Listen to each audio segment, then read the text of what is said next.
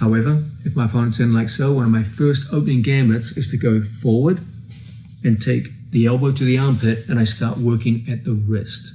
I bring my elbow away from his elbow, and I bring the elbow to the wrist. Okay, that's where I want to put all my pressure on. I don't care whether it's this elbow or this elbow. I always want to work elbow to wrist as much as possible, okay, regardless of which side we're on, okay? Again, in loose grips, such as 10-finger, palm to palm, and wrist to wrist, we want to get the elbow away from the center line. If we pull on the center line, you'll never separate anybody's arms. Elbow to elbow on the center line is just a disaster, okay? So we're always looking to bring the elbows away from the center line. Now, with everything locked up in place like so, elbow off the center line, I'm elbow to wrist instead of elbow to elbow. And from situations like this, it's very easy for me to pitch over to a given side and separate my training partner's arms. Okay?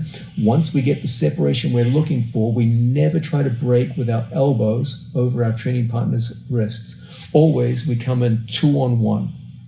2-on-1 using the thumbs enables us to direct his hand, right hand to right armpit, and as a result, we get the braking mechanics that we're looking for, and we get the strong breaks that we want out of this position. Okay? So loose grips, which are defined as 10-finger, palm to palm, and wrist to wrist. Okay? Any one of those, our intention is to get the elbow off the center line and across to an armpit.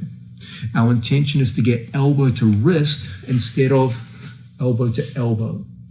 Okay? Elbow to elbow is not going to separate any one of these locks, but elbow to wrist will separate almost all of them. Okay? When we come up, let's make sure we never go wrist to wrist. It's always the elbow to wrist in place like so. Okay? I have the choice of falling in either direction, so long as we're elbow to wrist. Okay? And from here, it's so easy to get the separation. Once we get the separation, we never satisfy ourselves here. Always, we control 2 hands on 1. Okay? So that we control the direction of the thumb.